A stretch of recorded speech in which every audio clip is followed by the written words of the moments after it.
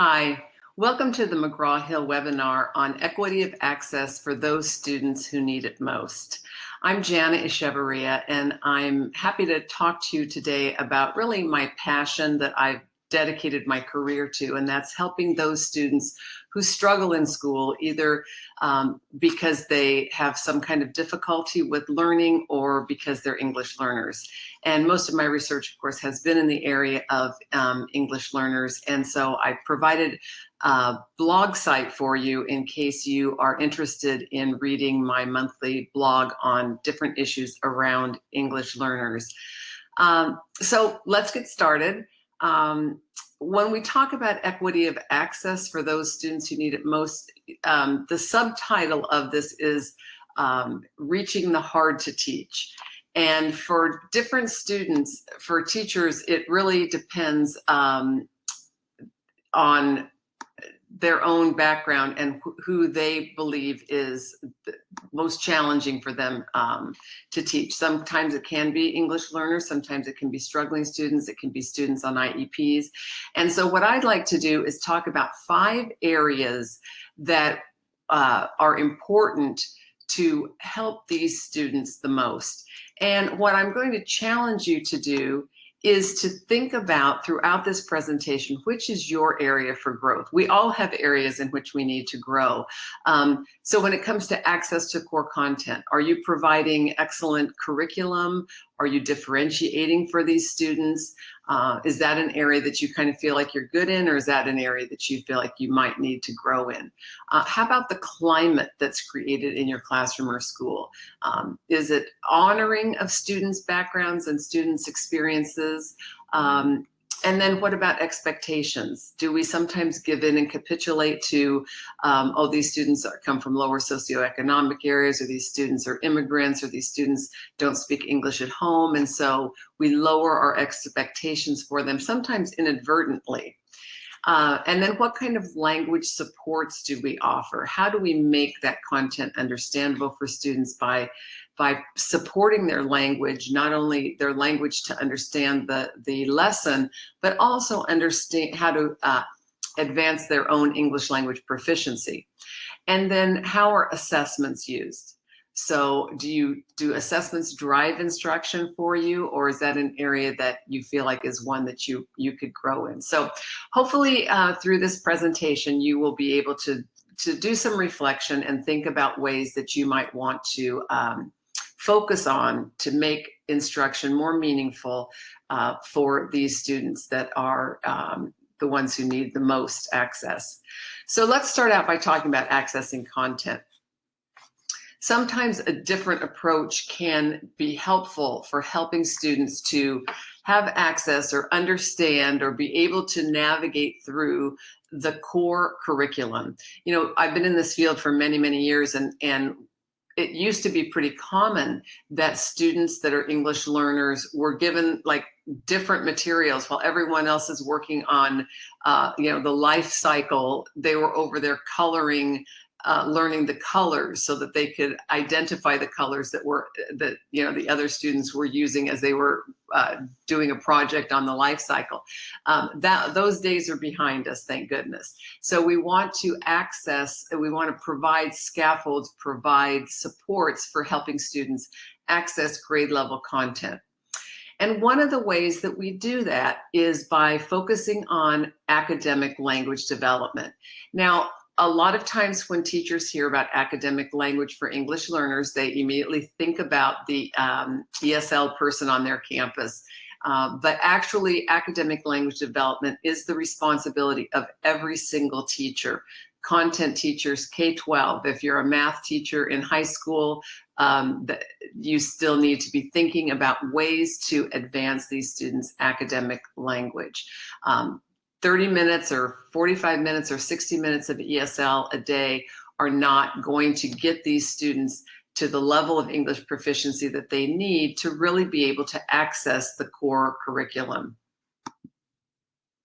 So in Texas, it's called integrated English language development, when we talk about making the core understandable, and also developing language. And what the TEKs say here, and help say in regard to the TEKs, is that classroom instruction needs to ensure that ELLs have social and academic language. So social language develops fairly naturally through interaction with native speakers, but that academic language proficiency needs to be explicitly taught, and there needs to be a lot of opportunities for them, for English learners to use academic language within the classroom. But in addition, they also need to know the skills and knowledge that's in the TEKs. And so it is that combination of, like I say, making the content comprehensible while at the same time developing these students' academic language. Now, I come from the state of California, and we call integrated ELD, we used to call it SEDI, which I never quite understood why we came up with such a crazy acronym, but you might have heard that term, SEDI. But in Texas, it's called integrated ELD.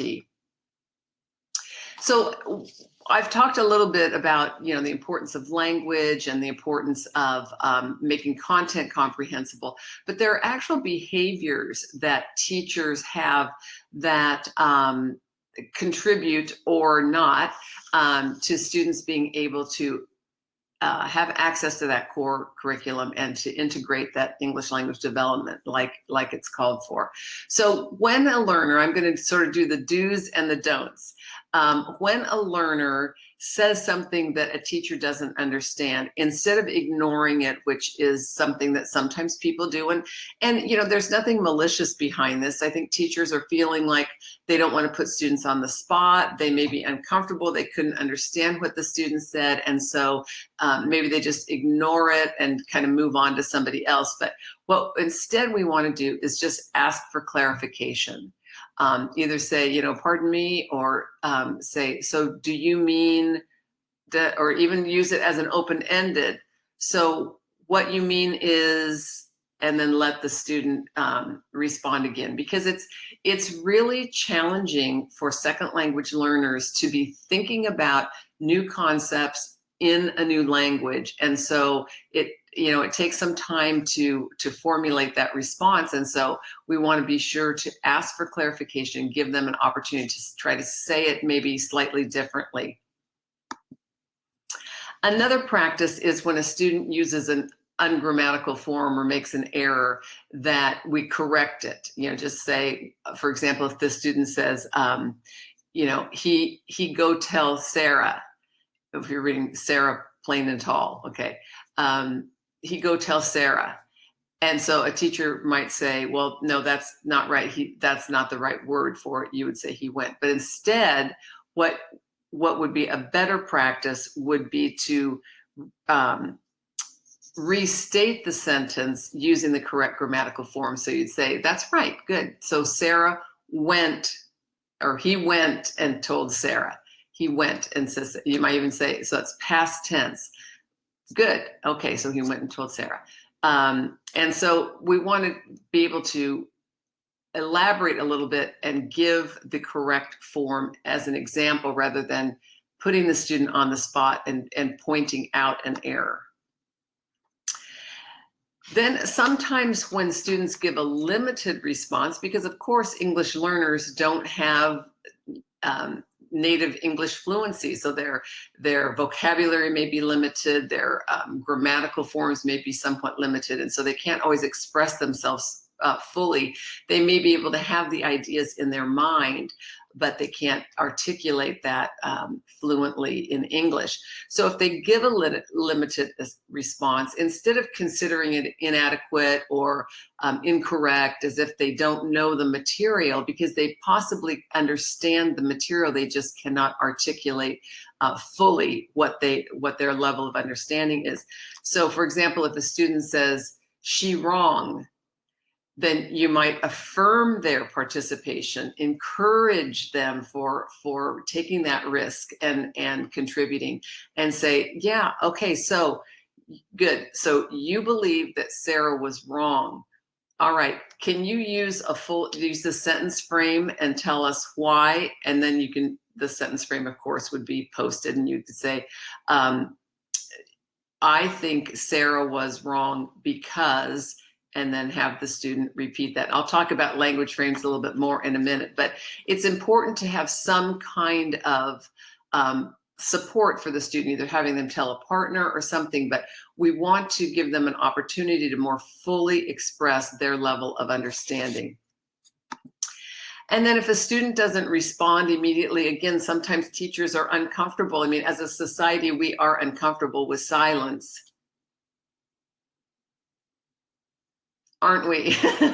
Weren't you waiting for me just to keep going? We aren't comfortable with lags between utterances. And so if a student doesn't respond immediately, I think that a tendency is really to move right on to another student. Instead, provide that wait time. Just take a breath, wait, because these students are sometimes translating the question, but certainly they're processing the question. They're thinking about the answer, and then they often have to translate it back into English, and that takes time. And so we want to allow them that time to encourage them to be active participants in the classroom. And so provide that wait time so that they can process the answer. And sometimes when a learner is struggling for a variety of reasons, instead of thinking that there's a problem, we need to really consider how to adjust instruction. And this is really important when we talk about RTI, because that tier 1 or general education instruction is so important before we start looking at what's the issue with this student, is there some kind of a problem, and providing costly intervention to students. We need to first examine what is the level of or the quality of classroom instruction for these students. What kinds of scaffolds and supports has this student been provided? Because it's really unfair to start looking at the student as having a problem when they're having difficulty learning, when actually the instructional environment isn't supportive, it doesn't scaffold or differentiate instruction for that student. And so that brings us to the research that I've done, research and writing that I've done for the past 25, 30 years, and that is with the SIOP model, which is designed, for those of you who aren't familiar with SIOP, it's designed to make content comprehensible, as the book says. It's a way of lesson planning, lesson delivery, and lesson reflection that's outlined in through 8 components of instruction that need to be present in lessons. And it's research validated. And in fact, there's a lot of research behind each one of the 8 components. As you can see, there's nothing really groundbreaking about the 8 components. It's what we know works in effective instruction. It's what we know works with English learners.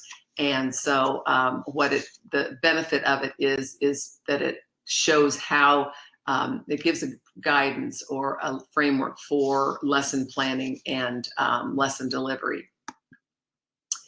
So what are some specific ways to integrate language and content? Well, one of the hallmarks of the SIOP was to say that there needs to be clear objectives, both content objectives, which are fairly obvious. Usually the textbook tells you, the standards tell you what the content objective is, but we also need to have language objectives. So language objectives sometimes can be tricky. Language objectives, well, both content and language objectives, but language objectives in particular make learning transparent for students. So we talk about social emotional learning. We want to get students to buy into instruction. And this is one way to do it. And we found this in our research, that students feel like they're more empowered when they know, when it's written on the board and discussed with them, these are the learning objectives for today. And also when it comes to language objectives, the teacher in developing language objectives might ask him or herself, what language do students really need to know to be successful in this lesson? So when they're lesson planning, think about what language is necessary for the lesson. And then also think about, how can I advance or move my students' language knowledge forward. Maybe they've been having, I just gave an example of past tense, maybe they've had some trouble with past tense verbs. So that might be your language objective, especially if you're talking about something in the past. We're having, instead of predicting in this lesson, we're having students summarize. So that means they need to use past tense. So that might be, that's just an example. So we talk about different types of language objectives. The most obvious one, and the one people use most often, of course, is academic vocabulary, because it's easy to say we need to have the specific words that students understand in order to be successful in the lesson. But there's both content-specific vocabulary. So, for example, in social studies is almost the only time you'd use the word colonist. In English language arts is almost the only time you use the word metaphor. But then there's a lot of general academic vocabulary that our students need to learn, and that they're words like circumstances, observe, however, because. What do these words specifically mean, and how do they differ from one another? How does discuss differ from debate? We assume that sometimes that students understand the distinction between these terms. We say you're going to debate one another. Well, unless they understand the meaning of that word, that subtle difference between discuss with your partners and debate, it becomes really important. So we want to focus sometimes on academic vocabulary, and sometimes we want to focus on language skills and functions. That is, how language is used. How do you predict? What language do you use to predict or summarize? How do you ask for clarification? So there's lots of functions in language that students need to learn and learn how to use well. And then there are language structures, and that's sort of the parts of words and how words work together. So the grammar, that can be helped with language frames, because as you show a model of a language frame and students sort of fill in the blanks over time, they'll see the grammatical forms. The top 20 prefixes and suffixes in English account for 92% of all words that have affixes in English. So in other words, ex, all of those kinds of prefixes and suffixes are really important for students to learn and learn their meaning, so that just opens up a whole other list of words that they can know. Instead of teaching each word individually, once we start looking at words and word parts and language structures, it really elevates the level of language and the number of words that students are going to learn.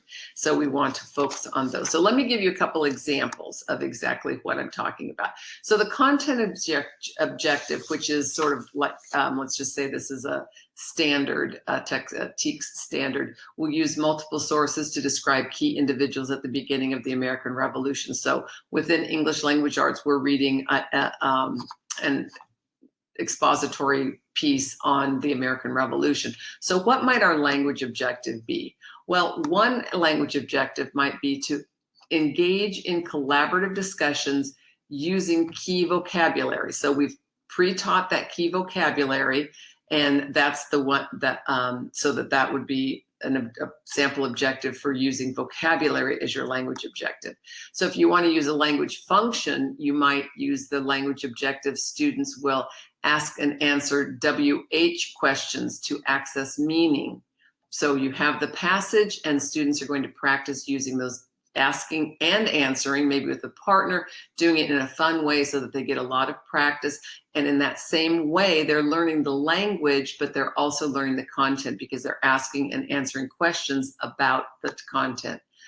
And then if we're looking at a language structure, maybe we're going to summarize a reading passage using those past tense forms, as I mentioned. So you'd really focus specifically on the past tense.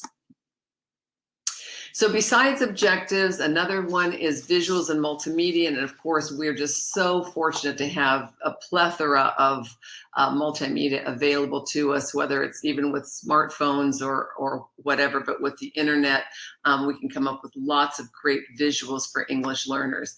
And another point is modeling. I have the opportunity to go into a lot of classrooms. In fact, in the past 6 months, I've been in over 100 different classrooms that have English learners in them.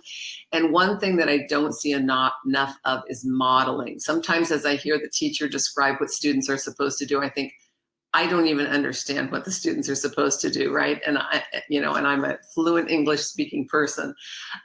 So we want to model what it is that students, what's the end result? What are they supposed to do? Model that for them. So that's accessing ways to access the core, ways to access content. A second feature is for you to think about, is this your area that could use some growth, is to create a supportive climate. And of course, no one wants to think that they're this kind of a teacher, and hopefully no one is this kind of a teacher, but it's a great photo.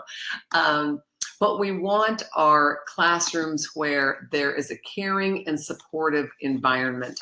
As I say, I go into these classrooms and do observations, and you can feel when you walk into a classroom, oftentimes if it's supportive or it's one where there's tension or complete apathy, because there is no caring, there is no support there. And so we want to make sure that students feel like that they're important, that they have a role, and that someone is there and has their back. We also want to honor students' experiences. A lot of our books and materials are talking about things that aren't necessarily part of the student's own culture. And so we want to honor their experiences and bring that into the lesson. Even just reading, ask, well, have you ever had this experience? Or what does your family do? And just talk with the students and bring their real life into the classroom to make lessons relevant for them. And then demonstrate respect with your words. There's no place for sarcasm in classrooms. We want to encourage students, be upbeat, supportive of them in our word and deed. And so these are ways that we can really create a tone of acceptance. And that, of course, we know from research and just common sense tells you that students are going to learn a lot better in an environment where they feel safe, where they feel appreciated, where they feel welcome, than in one where those features aren't there. The third area is having high expectations. There's just been decades of research that have revealed that English learners and minority students in general, teachers have lower expectations for them. And we want to try to really make an effort, concerted effort, to examine our own attitudes and to change that. So one way is to avoid that attitude of pobrecitos, which a lot of times even well-meaning teachers will sort of coddle English learners, and especially if they come from low socioeconomic homes, or they have some difficulties, they're immigrants, they've been through a lot. Sometimes teachers don't want to push them. And so it's a benign sort of motive behind it, but it does result in students not being held to high expectations. Supportive also means challenging. So that's what I mean. We want to provide the kind of supports to make them successful, but challenge them, ask them questions, move them to the next level of understanding and the next level of English language proficiency. In a classroom where I was recently, somebody told me that their teaching partner, this was in a high English learner population school. The whole school was Latino, but there was a high number of English language learners in this school. And the fourth grade teacher said that she had never used the science textbook because she thought it was too difficult for the students. And so she just always used the workbook that accompanied the textbook. But you think about all of that academic language that those students are not exposed to when we sort of dumb down the curriculum for them. Now, there are times that we do need to scaffold for sure, and we need to use leveled readers sometimes to have students read at their own level, but they also need access to that grade level content. If students are going to ever get to the level where they do well on assessments and they are at grade level, they have to be exposed to that language, but exposed to it in ways that it's made understandable for them. And I really like this quote, we need to resist capitulation to poverty. You know, so often we see even headlines in the newspaper, you know, poverty, how much poverty impacts learning and impacts students. And there's no question about it, but we cannot say that we're just going to accept this and we're not going to challenge our students and have high expectations for them. And there are innumerable examples, of course, of people that have overcome incredible odds and gone on to amazing things. And so we want to keep those sorts of things in mind and have high expectations for students and not lower our expectations because of their circumstances. The fourth area is language development. And of course, all students need language development, especially in this era of higher standards and high rigorous academic language. So even native English speaking students often benefit from some of the things that we talk about for English learners or struggling students. But what the ELPs specifically tell us is that English language development is supplementary instruction for all content area instruction. So we're taking content and we're supplementing it with this English language development. So designated ESL or designated ELD, it's got a few features from what we know and what researchers have established is that it should build into and from the core content instruction. It shouldn't just be some random list of words, which actually I have to say, I was in an ELD classroom recently and the teacher just literally said, take out your list of words. And it was just a random list of words. He says, this week we're going to circle these words. And he just started calling out words that had no relation to one another and had no relation to a content area per se. So that is not best practice. We want to build into and from what students are already learning. And I'll talk a little bit more about that. So we want to extend learning using the same basic concepts, language, skills that they're learning in their content area. Provide multiple exposures to that material. In the ELPS, it literally says using and reusing in meaningful ways. And that is what we know to be effective practice for English learners, because you don't just learn something hearing it once or twice. It needs to be reinforced, and English language development or ESL time is a really good time to take some of that content and reinforce it during that time. So the difference between integrated ELD, which is the core content where you're taking opportunities to develop language, and designated ELD teaching is that integrated ELD is where you've got your TEKS. You're trying to achieve your TEKS through the core content. And then that language is right there in the background. So it's foregrounded and backgrounded, but we want to make sure that language learning opportunities are prevalent throughout that core content time. But it's just a matter of the primary goal is meeting those standards, those TEKS during that time, with language being achieved also, hopefully through having language objectives so that everyone, teacher and students, are focused on some aspect of language. When it comes to designated ELD or that ESL time, that's when the primary focus is language. That is the purpose of that time together. It's not to study for a test or help students with the project that's due. It's to focus on reading, writing, speaking, and listening in English, but using the content as a vehicle for that achievement and for that learning. So what I believe is that it's really important to align literacy instruction with that specific ELD. Yes, you can take some of the social studies curriculum or science curriculum and work on it during ELD, but I believe that literacy instruction is probably the most bang for the buck, if you will. Because why? Well, it's because reading is where it's at. Reading is recognized as one of the most important skills you can have. You can't really do math unless you can read the instructions. You certainly can't do well in social studies and science unless you can read dense text. And so there are lots and lots of research that shows this to be the case. And as teachers, of course, I'm preaching to the choir, because you know that reading is really, and literacy skills are the most important skills to have. So students need to know about 95 to 98% of the words on the page to be able to comprehend that text.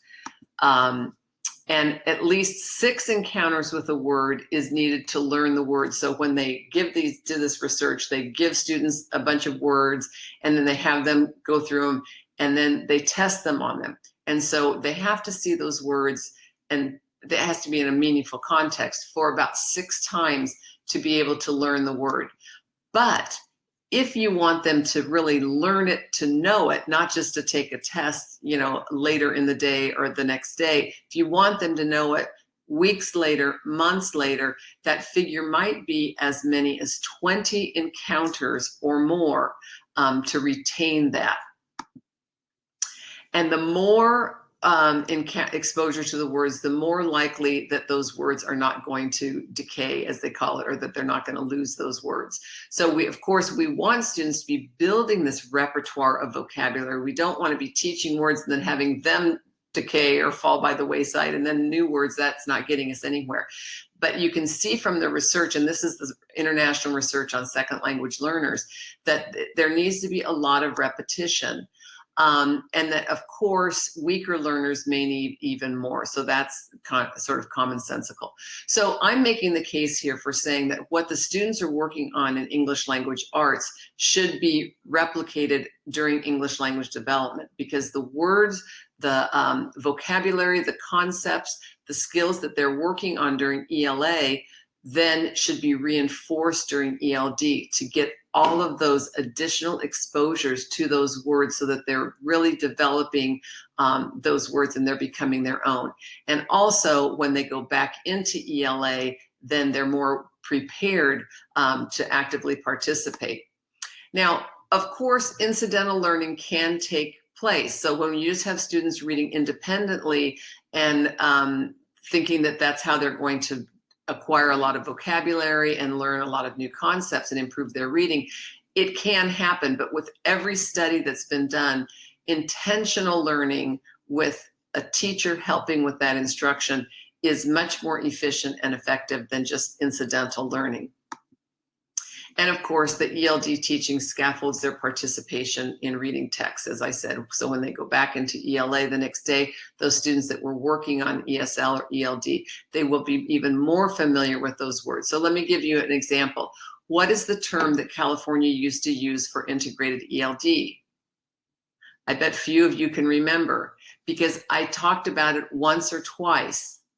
And you can see, even for highly educated individuals like yourself, it's very difficult to remember something unless you see it, it's repeated, you see it in a number of different contexts. The teacher points it out when you come across it in text, it's written on the board, it's written in a vocabulary journal.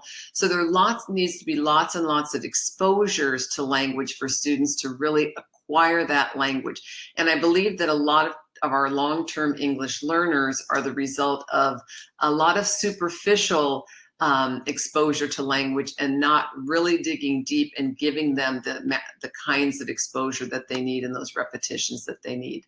So another way to do it is to have peer collaboration, so they get lots of practice using those words.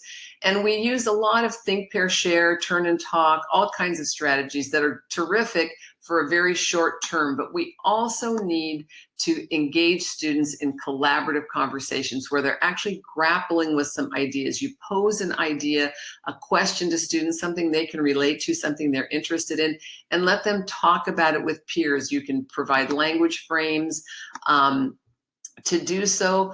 For beginning speakers, you have a simple frame, but as students become more fluent, we really need to differentiate those language frames. I've been in classrooms where all students, native English speaking students and English learners alike, are all repeating the same phrase, just sort of parroting what that language frame says. And that's not the purpose of sentence frames or language frames. And I have a blog on that if you want to look at it. But it's a scaffold, and as students don't need that support, you take it away. So language frames are really good supports for students, but they need to be used well. The last area is assessment, and there's just so many different ways that we can assess students' progress, both their English language proficiency, their language growth, as well as their content learning. But the whole idea is that it needs to be used to improve instruction. Assessment needs to drive instruction. Whatever one of these assessments that you use needs to be then taken and implemented or adjust instruction accordingly. So in reflection, I ask you again, which is your area for growth? As you've heard me discuss these various areas, which would be the one that might be something you would want to focus on? Thank you for your time. I just leave you with some selected references if you want to read further about English learners and some of the research that my colleagues and I have conducted. And I think we're going to take a few minutes to ask some questions. I'll practice my good wait time for people that have any questions about the content.